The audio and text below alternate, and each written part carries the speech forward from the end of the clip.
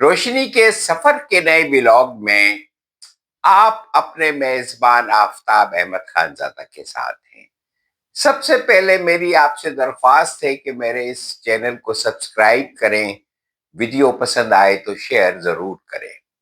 قبل از مسیح کے فلسفیوں سے لے کر آج تک کے تمام فلسفی، ماہر نفسیات، ماہر سماجیات، ماہر معیشت، ماہر سیاست، سب اس بات پر متفق نظر آتے ہیں کہ زندگی کا واحد مقصد خوش رہنا ہے۔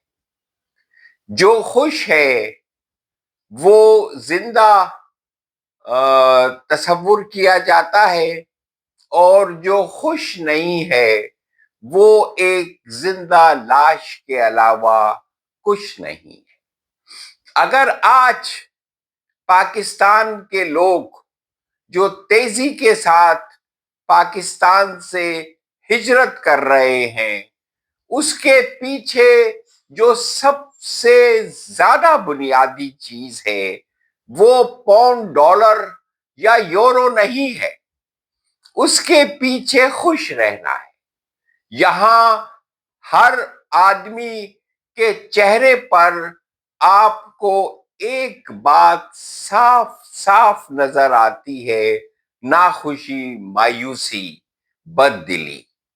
اس کی آنکھوں میں زندگی کی کوئی روشنی اور چمک نظر نہیں آتی۔ آئے اس بات کی تحقیقات کرتے ہیں کہ پاکستان میں آدمی ناخوش، مایوس کیوں ہے۔ یہ سوال دراصل پاکستان کے اجتماعی لاشعور کا نوحہ ہے۔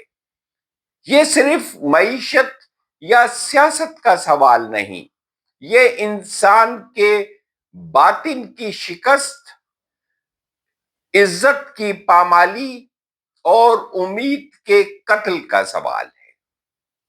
پاکستان میں آدمی اس لیے خوش نہیں ہے کہ یہاں زندگی صرف جینے کا نام رہ گئی ہے، جینے کے معنی چھین لیے گئے ہیں۔ یہاں صبح آنکھ کھلتے ہی انسان اپنے وجود سے زیادہ اپنے خوف کو اٹھا کر باہر نکلتا ہے۔ مہنگائی کا خوف، بے روزگاری کا خوف، ذلت کا خوف، خوف اس بات کا کہ وہ اپنے بچوں کو وہ زندگی نہیں دے سکا جس کا خواب اس نے کبھی دیکھا تھا۔ یہاں مزدور کی ہتھیلی میں پسینہ نہیں، قرض لکھا ہے۔ کلرک کی میز پر فائل نہیں، بے بسی رکھی ہے۔ استاد کے لفظوں میں علم نہیں، مایوسی گھلی ہے۔ طالب علم کی آنکھوں میں مستقبل نہیں، ہجرت کا رستہ ہے۔ یہ ملک انسان سے اس کا سب سے قیمتی اثاثہ چھین لیتا ہے، جسے وقار کہتے ہیں۔ جب آدمی کو عزت کے ساتھ رہنے کا حق نہ ملے تو خوشی ایک جرم بن جاتی ہے۔ یہاں سچ بولنے کی قیمت نوکری ہے، سوال کرنے کی سزا تنہائی ہے، سوچنے کا انجام فہرستوں سے نکل جانا ہے۔ یہ وہ سماج ہے جہاں طاقتوروں کی غلطی حکمت عملی اور کمزوروں کی مجبوری جرم بن جاتی ہے۔ یہاں قانون کتابوں میں رہتا ہے اور انصاف قبروں میں۔ یہاں بچہ ماں کی گود میں خواب نہیں بلکہ مقابلے کی جنگ لے کر پیدا ہوتا ہے اور جوانی سے پہلے ہی تھک جاتا ہے۔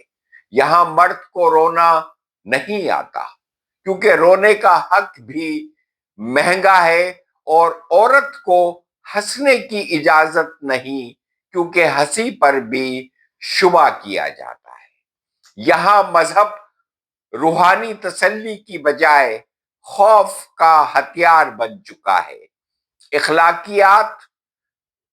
اخلاقیات نصیحت نہیں رہی بلکہ حکم بن چکی ہیں، اور روایات انسان کو سنوارنے کی بجائے اسے باندھنے کا آلہ بن گئی ہے۔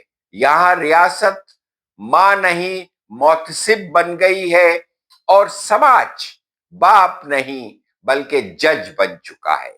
اس ملک میں آدمی خوش نہیں ہے کہ اسے مسلسل یہ بتایا جاتا ہے کہ وہ ناکافی ہے، قصوروار ہے، مشکوک ہے، قابل سزا ہے۔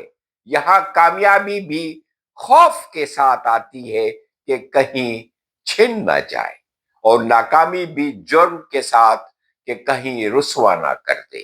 یہاں زندگی ایک مسلسل دفاعی پوزیشن ہے، جہاں آدمی کو خود کو بچاتے بچاتے جینا پڑتا ہے۔ یہی وجہ ہے کہ پاکستان میں آدمی ہنستا کم ہے اور سوچتا زیادہ ہے، ڈرتا زیادہ ہے اور جیتا کم ہے، بولتا کم ہے، سہتا زیادہ ہے۔ خوش اس لیے نہیں کہ یا خوش رہنے کے لیے صرف دل نہیں، پورا نظام چاہیے، اور نظام نے ہی انسان کو خوش رہنے کی اجازت نہیں دی ہے۔ اسی لیے آج پاکستان ایک ملک نہیں بلکہ قبرستان لگتا ہے، اور ایسا محسوس ہوتا ہے کہ ہر آدمی، زندہ آدمی، اپنی اپنی قبروں میں لیٹا ہے۔ خدا حافظ۔